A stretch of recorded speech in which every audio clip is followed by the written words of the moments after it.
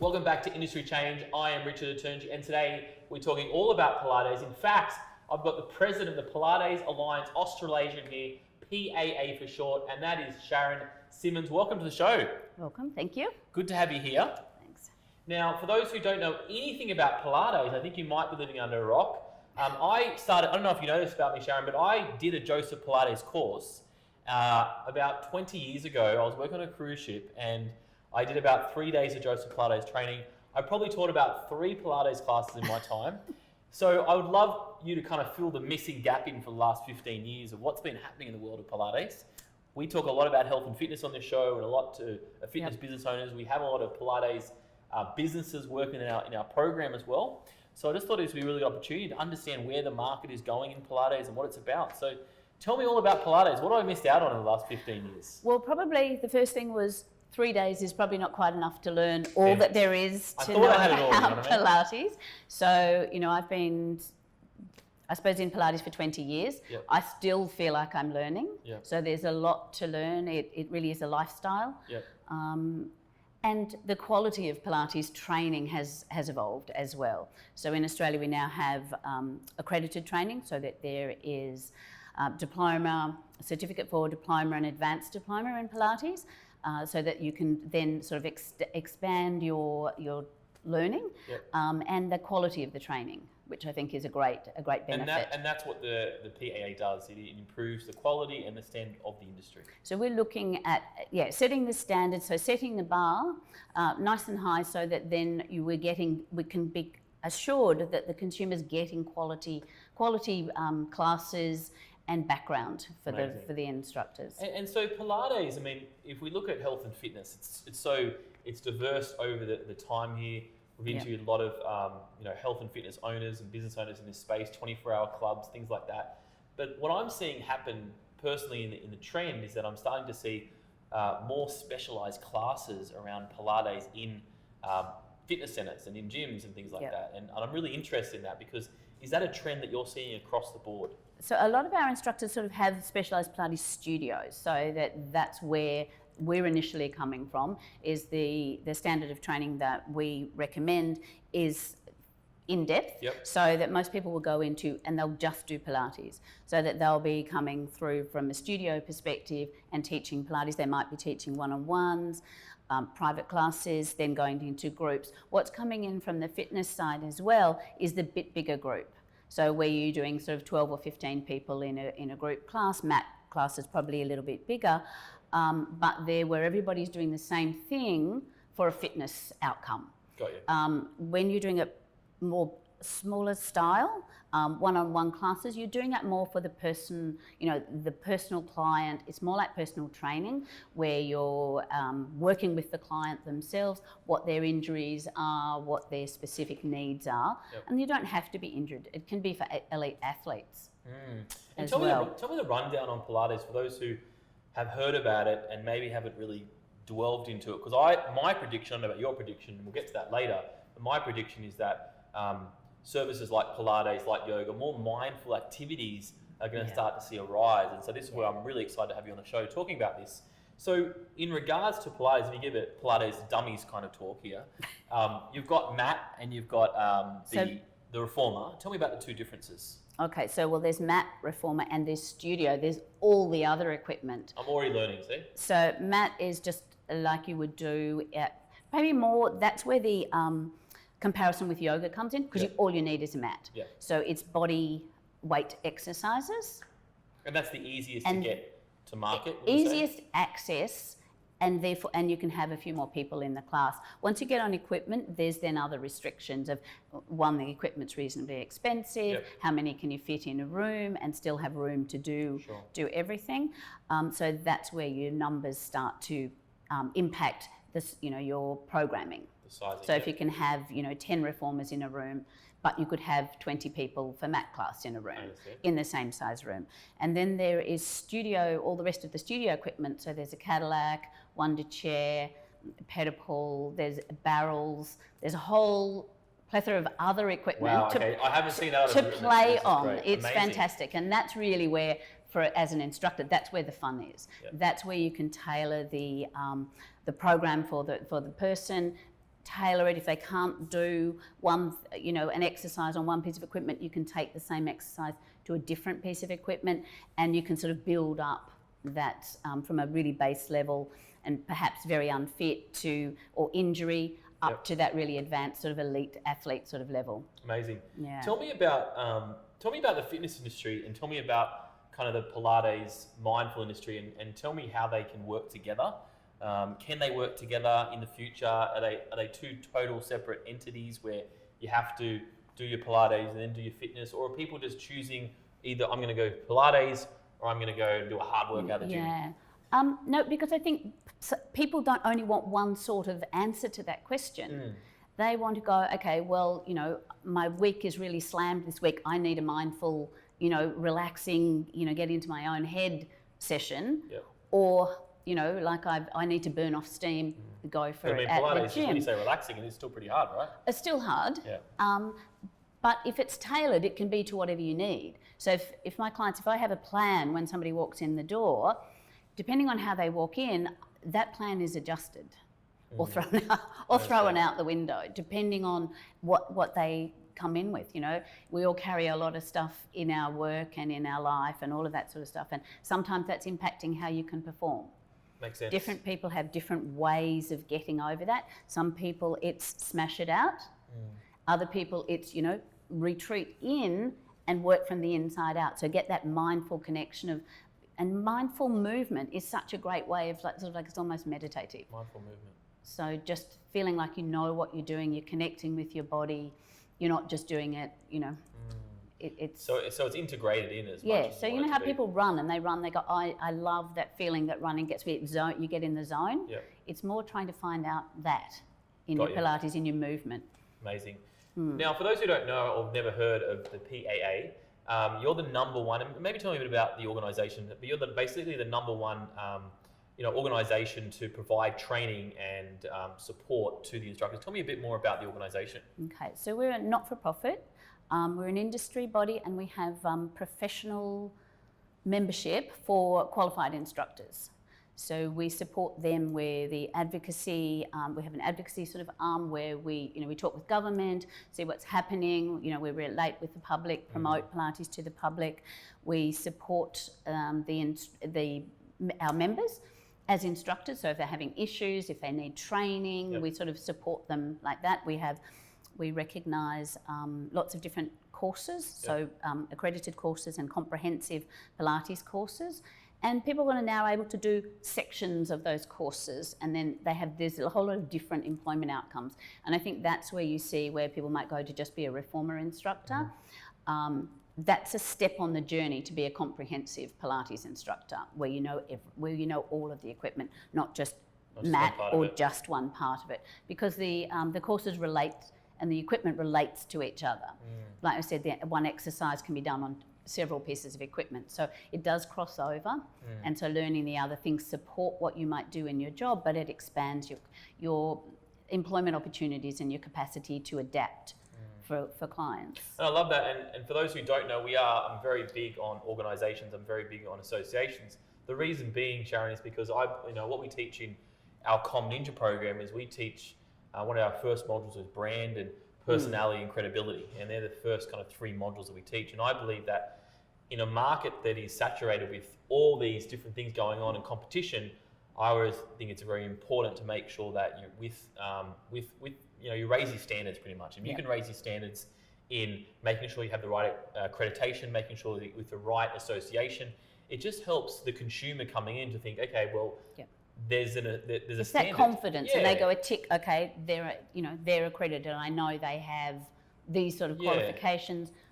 They feel safe going to people that have those sorts of things. So it's looking. That's what we're trying to be. So setting the standards for education, and setting that nice and good bar, nice and high. So there's a plug for everybody. If you haven't got an association membership, you've got to have a chat to Sharan and the team. Yep. So and that knowing that gives a set level of education, then the consumer knows what to expect from those classes. There are a lot of different levels of training going around. Training would be your 3-day course. I would say when you get to education, it's a bit more encompassed. Got you. A bit more broad. and you're sort of supporting a whole person there. You were running an exercise class really, and that was just to support, have another variation so people would come to a different class. Yep. But there can be more to it than that. And I think once people get into it, that's what they're looking for. They're looking for that, what else is part of this? And the fact that it is mindful, that it is progressive, you know, so that you're building up one exercise, build on the next exercise, build on the next exercise. And you can see your progression in those things. It's not just, you know, a 5-minute plank, you know, getting longer and longer. There's more to it than that. We wouldn't be doing the same exercise continually.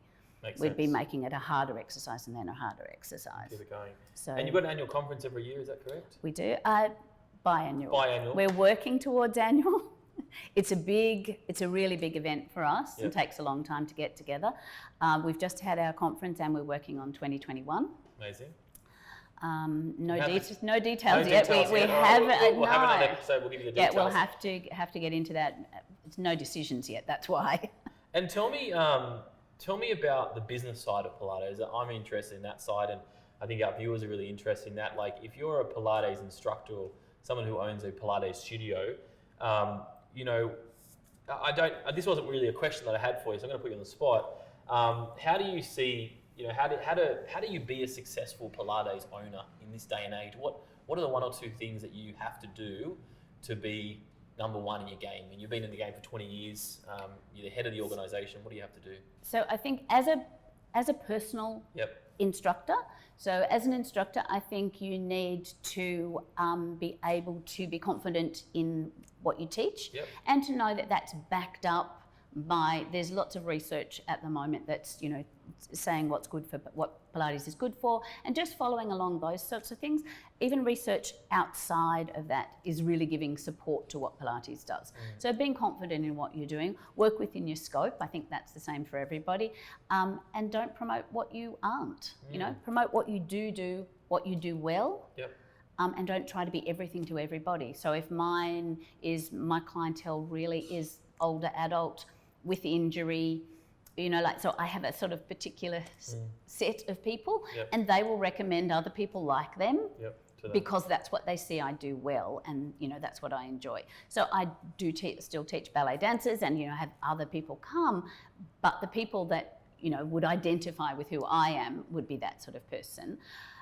And then, but there's other people who, they want to do fitness. They're that more upbeat, you know, great for a class. You know, they have a lot more, you know, there's more energy in there. Mine is really tailoring it to what they need, what their injury is, you know, what their condition is, those sorts of things. So that there is, sell what you do. Sell what you do, I love it. And what you do well. And when you can do that, that also comes across on social media, on websites and things like that. And that's kind of what we teach here at COM. We teach the whole process of making sure that if you're amazing at an item, or you want to have an avatar or a set audience, then we can go market that online or digitally. I think that, and then as a business, so that's you as yourself, then as a business, what customers and clients want is a bit of variety. You know, if you're running a studio or a gym, they like variety. As well, and have the different offerings, because then you can say on one day you might want to do that strong class, and on another day you want to do the stretching class. You know, so have those options. Amazing. And if we go back to the Pilates for Dummies right now, and maybe you can tell me the 3 different types or 4 different types of Pilates. You know, I did Joseph Pilates back in the day. How many different versions are there? Well, Joseph Pilates was a man, and he designed contrology, is what he called it. We now call it Pilates. And so it was a full system of exercises. What the market or what the training has sort of divided up into is mat, reformer, studio, and then even, you know, more circuit or group exercise. So that was the sort of, they would be the formats that you would do Pilates in, and then there are different sort of backgrounds, like the lineage you have back to Joseph Pilates. There are variations there. So that he taught, the people that he taught himself, Joseph, then went off and started their own little training school, because they were passing it down. Once he died, they were passing down what they taught him, or what he taught them. And so it was, each section is slightly different. So that you would say that there may be we say classical or traditional, and then now there's contemporary, where that's brought in more of that physio model and biomechanical model, and then that's where contemporary comes in. Yep. And then we'd go for more that there's fitness, which is stripping back almost some of that progression and making it presenting it as a more a fitness class. So, faster paced than it might be in a studio, a little bit more amplified. We would only go, the traditional was only 10 reps of something. Okay. So not lots and lots, Yep. not hundreds. It isn't better to do more. Yep. It's better to do more variations Yep. rather than more. So that's sort of where you sort of find that that's sort of different styles. So depending on which version Yeah. you go, you can choose. So that then I style. would say that you've sort of got then who goes and does it. There's rehab people Yep. on this side who need it for so physios apply it for in a rehab situation. Yeah, I see a lot of physios. Yeah, applying so physio somebody Pilates. like myself with a lot of experience and advanced diploma would also be in that category, applying it in rehab or post-rehab for injuries and getting you back to your full strength. Then you would go, then there's people doing it for health and wellness, Yep. so just general well-being. And then if you go into fitness, which I suppose fitness is in that as well, and then elite athletes. Elite You know, athletes. where yeah. you're doing training, so a lot of the basketballers, football. In America, it's really huge. A lot of and even here, a lot of the football clubs and basketball clubs have their own reformer studio, Outstanding. right? So they're, like it's taken across into that. Every person can Yeah. have access to it and actually get. And benefits from ballet, he started with, a lot of dancers, Joseph, and so there's a lot of, it's in a lot of the dance studios as well. And that kind of leads me on to the next question, which was the top 3 predictions for 2020 in, obviously in your world, which is Pilates. And so is that, am I smelling that's a little bit like the diversity? Is that a prediction? I think it is that there is still room for diversity. Okay. In there, I don't think it's one is winning over the other, Okay. like in which I think that more people are encouraged to do Pilates, both by, things like, exercise is medicine, Yes. so that people with, you can use your movement as a way to get well and as a way to recover from lots of things, and that more doctors are, catching on and prescribing those sorts of things. So that sort of gets older adults and people with injuries, even athletes with injuries getting in from that perspective Yep. as well. But I think right across the board, there's expansion for Pilates. Well, I'm definitely seeing it, definitely within the health Yeah. and fitness industry, and people are wanting to take it up more and more and more. So I think our challenge with that is then that maintaining that quality. Because, once things get spread very broad, sometimes that's the challenge, is keeping that quality for the consumer so that they know what they're going to get. And so that's the challenge for us, yeah. Amazing. Yeah. Okay, that's great. That's good to know. So there's the 3 predictions. I think it's one main prediction really. You said Yes. the diversity that's Yeah. happening in 2020. I've just seen the reason why I'm really excited to connect and to partner with you guys, and that's probably another conversation as well, is to ensure that now we could start to spread the word about the quality and that we should be involved in organisations like you if we're going to start to go down that way as well, just to make sure that the standards stay really high. Yes, yeah. No, absolutely. No, it's exciting. Amazing. Well, it's been great having you on the show. Thank you. I think I've covered all my questions, and Done. You're really good at these interviewing, right? So, Sharon, actually, you came to a Ninja Day as well, and I think one of the topics we were talking about, we were talking about videos as well. So Yeah. here we are doing a video, which is amazing. For those who want to know more about PAA, where do they go? Pilates.org.au. Pilates.org.au. That's a really good domain name, by I the know. way. Wow, .org.au, one word of domain name. They're hard to get across now, this day and Yeah. age. How long has that domain name been around for? Any idea? We've had it maybe 5 years. 5 years. Wow, it's such a great domain name. I love the .org.au for all the SEO lovers out there. Short domain names like that are amazing. But that's another topic, guys. Thank you for tuning in to Industry Change. I hope it's given you a good insight in the other world of, if you're following us in health and fitness and you're a club owner or a 24/7 owner or a studio owner, I think this is a very good trend. I won't call it a trend, but I just to see it happening more and more and more now. So definitely reach out to Sharon and the PEA. Get your registration body if you are a Pilates instructor.